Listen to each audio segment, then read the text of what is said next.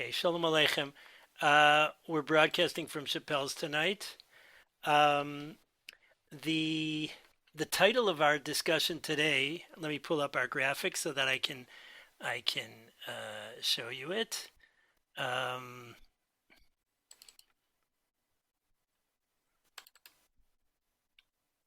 Here we are.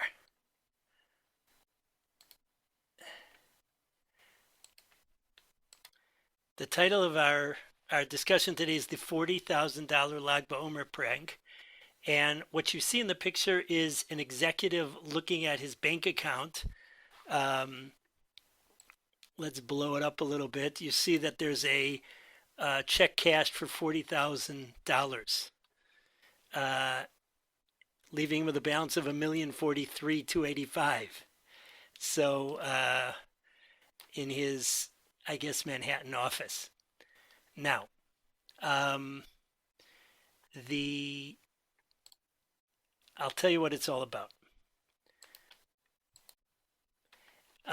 Tonight we're drawing from Rav Yitzchak Zilberstein Shlita, who somehow has become a magnet for extremely interesting scenarios, shilas that come to him. And this is from his book Chashuke Chemed on Erchin, and it happens to be the volume in the shul that has the kind of a binding that doesn't leave any residue on the table. So because the other ones are in this old binding that is already leaves this red stain. So I decided, I'm going to look through Erech, and sure enough, there's something about a Lag Baomer story. So Lag Baomer is coming upon us, and so I jumped at it. Now, the the organization of this book is that there's different sugyas on the Gemara, and he goes through the Gemara, and he has either shilas that are connected with things in the Gemara, or he has riddles there sometimes, halachic riddles, and assorted other things. Anyways, he has the following story, which is just over the top, and it seems clear to me that it's not a made up story. Now, why would you ever think it is a made up story? But there is a genre of halachic literature where the writer of the Shilas and Chuvas made up cases to discuss. Right? It's well known that one half of the Trumas Hadeshin is like that, without it being devious. Meaning, but it sounds like it was an actual shaila, and he asked his brother-in-law Chaim Kanievsky Zatzal, and he asked Rav Nosson Karelitz. So let's jump into it. I'll paraphrase, and every now and then we'll touch down in the text. A wealthy Jew from America went to the Tziyun HaKodesh in Meron on Lag Baomer, Rav Shimon Bar Yochai's Tziyun. So, which by the way, this year has been severely curtailed, right? So he saw there a certain box near the kever, and there were a lot of notes in it, and he was curious what it was. So he picked one up and he read it. Now, somebody who's familiar knows you don't read kvittelach, people's personal kvittelach, but he apparently didn't know, and he opened it up and he read the following, a very interesting, and it says here it was full of tears. So I don't know if there were tear stains on the paper, but it says the following: HaKadosh Baruch Hu, Holy One, blessed be He, Ani zakuk b'dchifut l'skum shel $40,000. I desperately need the sum of $40,000. L'shem achnasat biti akala lechupa be'od yamim sforim, in order to marry off my daughter in a couple days. Hoshieni, save me, b'schut Adonenu Rabbi Shimon Bar Yochai HaKavur po, in the merit of Rabbi Shimon Bar Yochai, who is who is buried here. That's a standard style of praying at a kever. Is I pray to Hashem. It's prohibited to pray to the dead. That's biblically prohibited as far as I understand. Now, but to pray at the place of the tzaddik's kever, so you're praying that the schus of the tzaddik should stand for you. Shalach li bevakasha taskum. Send me the amount. And he wrote his name, and he wrote his address, his precise address. So the visitor says, "Ma choshev lo atamim alazeh?" What does this simple person think? That they're going to send him the money home? He comes to Meron. He prays at Reb Shimon Bar Yochai's kever, and he talks about money and mundane things. Now, in parentheses, Rav Yitzchak, Rav Zilberstein says somebody who's rich and everything's going well, he doesn't always understand the distress of the poor. So that's clearly here. So he says like this: I'm going to teach him a lesson. This fellow said, so that he'll stop to do these kind of shtuyot. And he decided he's going to write a check to the amount of $40,000, but instead of because he's got the address of the person, the name and the address, so he's going to put it in the mail. But instead of signing his own name, what he's going to do is he's going to sign Rabbi Shimon Bar Yochai, and the bank won't accept the check, and I won't even lose a penny, and I'll teach him a lesson. So he wrote the check, sent it in the mail to the address of the father of this kala. Now, after a couple weeks, this wealthy person is sitting in his office in the United States, and he's going over his accounts, and he's surprised to reveal that he's missing a large amount of money in his account. He looks at and what was the amount? $40,000. So he runs to the bank, and he finds out that the check that he sent to this poor person was redeemed, and the recipient actually got $40,000 transferred into his account. So what of course happened here? Now, by the way, Rav Zilberstein, if you've ever listened to his shiurim, I think there's a lot of videos and recordings. So he's very engaging, and so he says, "No, mi rotzeh lenachesh." Who wants to take a guess? How did it happen that the bank honored such a check? Well, the answer was he asked the bank if he can see a photo of the check. Now, nowadays, when we do online banking, we would see it ourselves. But he asked to be able to see a photo of the check, and sure enough, he saw that his own signature was on the check, and it wasn't Rabbi Shimon Bar Yochai. And then he realized that as he was doing it, he probably, out of instinct, signed his own name instead of his intended prank, which was to write Rabbi Shimon Bar Yochai at the signature. So he ended up really sending a check of $40,000 to this poor person. Now, the poor person received exactly what he had prayed for. So now, I just want to read Rav, and I'm going to summarize in a second the prank for Rabbi Yonah, who just joined us. The Rabbi Yonah, you're in, right? Yeah. So the story was as follows. A wealthy tourist goes to Meron on Lag Baomer. He sees a box of kvitalach of these little notes.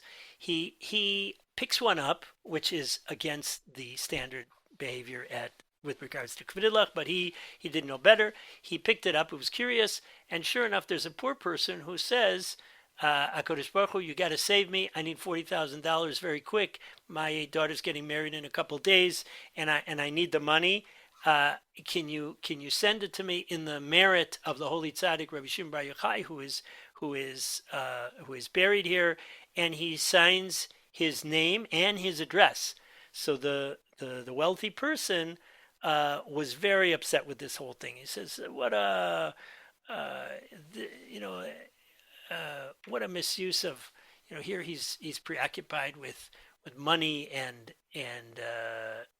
mundane things here at this holy place. And who does he think he is? God's going to send him $40,000." So he says, I'll show him. I'm going to write a check." So he writes a check, and he writes it for $40,000. Everything is okay in the check, except what he's going to do is to sign it Rabbi Shimon Bar Yochai instead of signing his own name. But several weeks later, he sees that the money came out of his account. And so he's wondering, how did the bank honor this? And what he eventually reveals was that when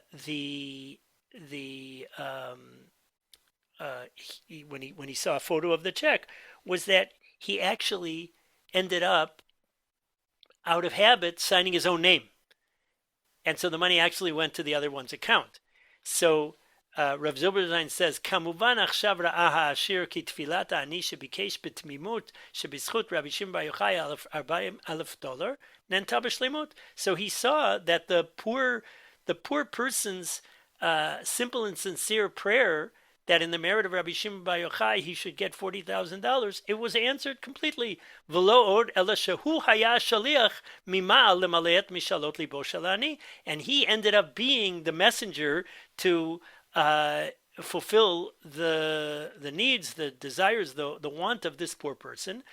V'shalach ad elav et askum kulo b'pam achad, and he sent everything at once, below ma'amatz v'tiltulei drachim, without any effort and running around. Okay, now, the poor Jew who received the check, he asked a shaila. He says, "Minadin reshayani lekach latzmi et askum shenishlach elai." According to the letter of the law, I can take the money. Ki eini chayav lahamin lechol hasipur shel hasholeach. I don't have to believe that whole story. Omnam. Meaning, as far as he's concerned, here's a person who made a donation. But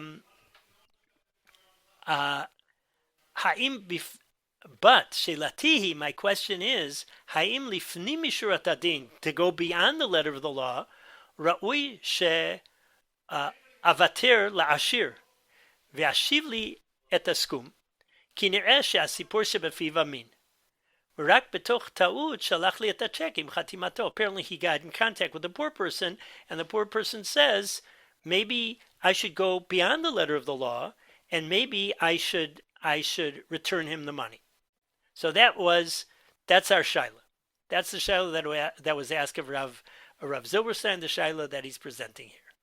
So he said, I asked my brother-in-law, Rav Chaim Kanievsky Shlita, now Zatzal, and he said the poor person doesn't have to return the money. Why? So he said like this, he quoted a line from a Gemara in Baba Basra. Andiski siyata dishmayahi. What is andiski siyata dishmayahi? So the context of the Gemara is as follows. It's discussing whether somebody who was let off of taxes, but the community had to pay more taxes because he didn't pay taxes, whether he has to eventually pitch in some money to compensate what the extra money that he caused for everybody else. So the Gemara says like this: there's two situations.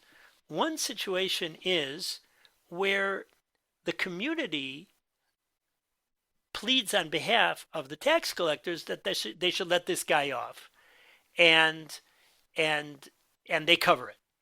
So then later on, when the guy gets money, so then the person who was let off taxes because the community went to bat for him, so he should eventually um, pitch in money. However, if the tax collectors themselves let him off, that's on Diski. Rashbam there says, Mimanei Melech, the appointees of the king who would collect taxes from everybody's house until they got to the money that they needed. So if they either forgot one of the people uh, or ended up not collecting from one of the people and they got everything else from everybody else, all the rest of the money from everybody else, even though other people ended up paying more because of that, Hareu patur mishum shetziata dishmayo yishamach lelo. He apparently got some special divine assistance that he was able uh, to get off taxes.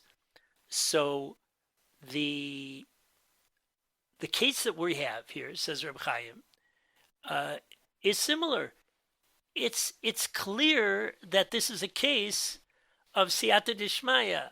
First of all, who that somebody picked up his kvittel and read it, that somebody decided to do such a thing, do such a prank, that somebody didn't do the prank successfully and ended up signing his own name and and uh, and following through with it. So he says this is a case where there's special siyata dishmaya, and therefore he doesn't have to pay back. And the model is that Gemara where you see that even though a person who the community helped him out and he didn't have to pay taxes, then he does have to try to make some effort to be able to pay. But in that situation where there's special divine assistance, that's kind of overt. So then uh, so then uh,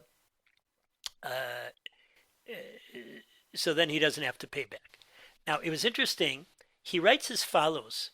He says, "Nira alil she'ashir sheratza lehitlotzetz mi'adonenu Rabbi Shimon Bar Yochai zichrono yagenu aleinu kibel et onsho." The rich person who wanted to make fun of our master Rabbi Shimon Bar Yochai, may his memory be a protection for us, so he got his just uh, um, deserved what he deserved. So I was wondering, like, how is he gonna? Why was he making fun of Rabbi Shimon Bar Yochai? He was like trying to tell a lesson to this poor person. But what somebody pointed out to me was that he was trying to use Rabbi Shimon Bar Yochai's signature, so to speak, as a prank. So that's where it was mitlotzetz mi Rabbi Shimon Bar Yochai, and uh, and therefore he can use it for his own for his chuppah.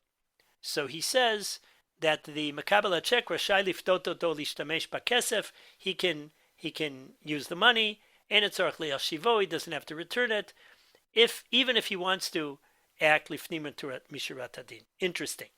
Um, Now the there was another voice on this topic, and that was from Rav Nosson Karelitz. And I want to mention one thing: the in general we say hegdesh taos eno hegdesh, and that's why this story appears in this Gemara, in this place in the book.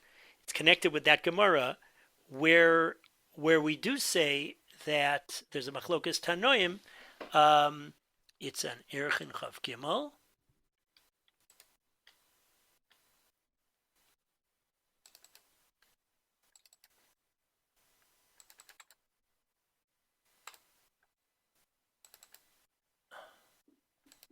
Just a moment, we'll pull it up. Yeah.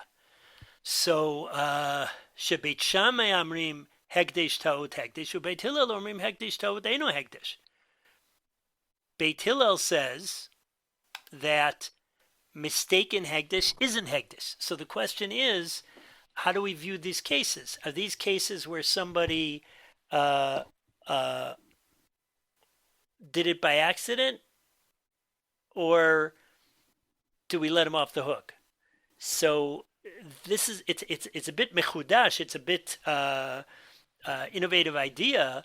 What Reb Chaim is saying is that even though the person mistakenly signed his own name, but that Gemara about this overt siyata deshmaya is applied. So I thought that was a very um, interesting application. Now, Rav Nosson Karelitz uh, was was asked a similar question, and the question was as follows: there was a pair of questions, a as follows: a Shimon was a very stingy person, and he never donated to tzedakah. Reuven said to Shimon, he says, if you give above 1,000 shekels, I'll also give above. I'll give the same amount. Um, so, and when you make a donation, it'll be a double mitzvah because I'll also pay. So when you give, it's like matching funds. So now, Shimon was a very stingy person, and Reuben never thought that he's going to give that kind of a donation. He never donated that kind of money. And sure enough, Shimon donated 5,000 shekels. So now it turns out that Reuven ostensibly should also donate 5,000 shekels. But he says, I never imagined that Shimon would donate the money. And everybody knows that he's that stingy. So it was a false promise. Now, the way he answers it is by a similar question, which was asked to Rav Nosson Karelitz. But before, let me mention just to put something on the side with interpersonal relations, with contracts and deals between two individuals, not something to do with tzedakah. So you have a concept called an asmachta, where a person is so sure about a condition that he says he never really intended for his condition not to be met. Here, though, we're talking about tzedakah. We're not talking about a contract between two people. Now, what was the case? The second case where he's going to answer this first case with is a business person named Michael in London. So he's going through the itemization of his checks, and he sees that there was a check that he wrote for 5,001 lira sterling. So the check was written to a particular tzedakah organization, Torah institution, and he was trying to think, when did I give a 5,001 shekel donation? I usually give 100, 200, 360 at the most, but 5,000, I never made that kind of a donation. And then what's this extra pound? So he calls the institution, and they connected him with the Meshulach, who was the one who was donating fundraising, and then everything became clear. Here's the story. It was a couple months earlier, and the Meshulach, the tzedakah collector for that institution, so he went to Michael's house, and he asked him to give a nice donation to the institution, which is in dire straits. So he said, "Will you buy my neighbor, Mister A?" So he says, so the tzedakah collector says no. So he said, "Let's make a deal. I'm going to give you an open check. I'm not going to write the amount there. I'm going to sign it, and I'm not writing in the amount to your institution. You go and collect tzedakah from my neighbor, Mister A, and whatever he gives, I'll give 1 pound more. And then you write on the check what he said, whatever amount he said, plus one." So the Meshulach put two and two together. He says, listen, that guy's probably a very stingy person, and this probably thinks that he probably thinks that he's not able to. He's not going to donate much at all, and so he's just pushing me off. So now he checked into it. He did his homework, and he finds out that this Mr. A is actually very stingy, and the tzedakah collectors have given up on him, and they don't even go to visit him. So this particular Meshulach didn't let it rest there, and he did some more serious homework, and he finally found a way to be able to get to this fellow. It turns out that this fellow's father went through the Holocaust, and v'nekad ba'al kiddush Hashem, and he was murdered in the Holocaust. And this he went through the Holocaust with no one other than the father of the Meshulach. So it turns out that the stingy fellow in England, Mr. A, his father went through the Holocaust with the Meshulach's father. So who the Meshulach's father actually ended up being saved and lived long years. So the Meshulach called his father, and he asked him, "Tell me about so and so." And sure enough, the father told him amazing things about this father, about the father of Mr. A, that he loved Talmidei Chachamim, he honored Talmidei Chachamim, and he would rather stay hungry himself, and he would give his bread to people who learn Torah. Wow! With those, what is all the things that his father told him, he went to the house of that miser, stingy Mr. A, knocked on the door. When Mr. A saw that it was a tzedakah collector, he said, "Sir, I'm not able to give now." But then the Meshulach said, "I have some very emotional impressions and stories that I would like to share about your Holy Father, and it's about the time that he went through the Holocaust." So the owner invited him in to the living room and to tell everything. They sat there for an hour, and he told him all that he heard from his father. And the Gevir, the Mr. A, so he listened. He was all curious and emotional, and he started to cry.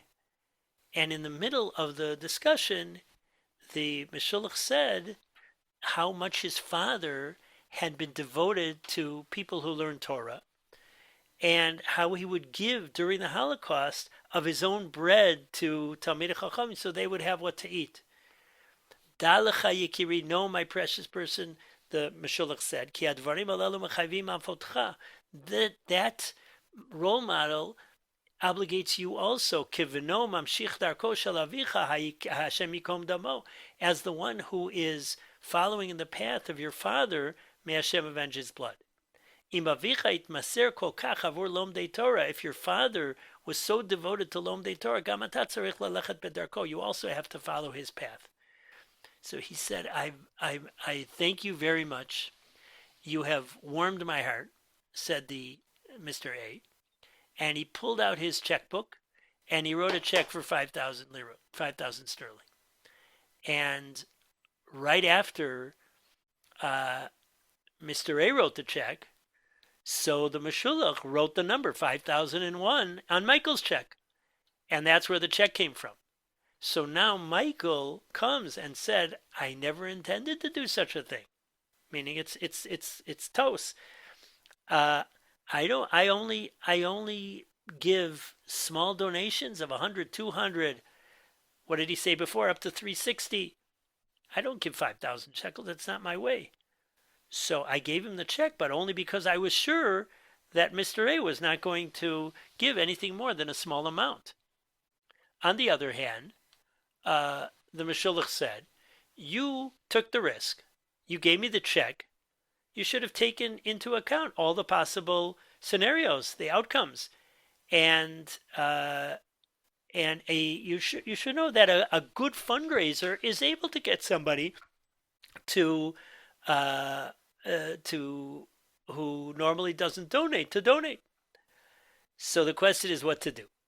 So Rav Zilberstein said, I brought this question before Rav Karelitz, Rav Nosson Karelitz, and he answered as follows. He says, we have to check out this Michael.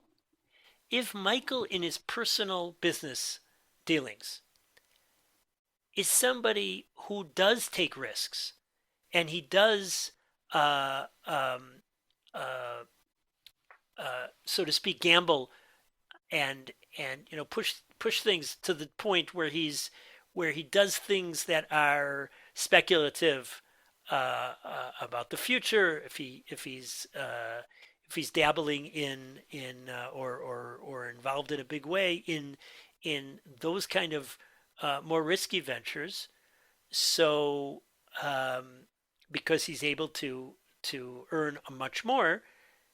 Um, on the other hand, he might actually lose a lot.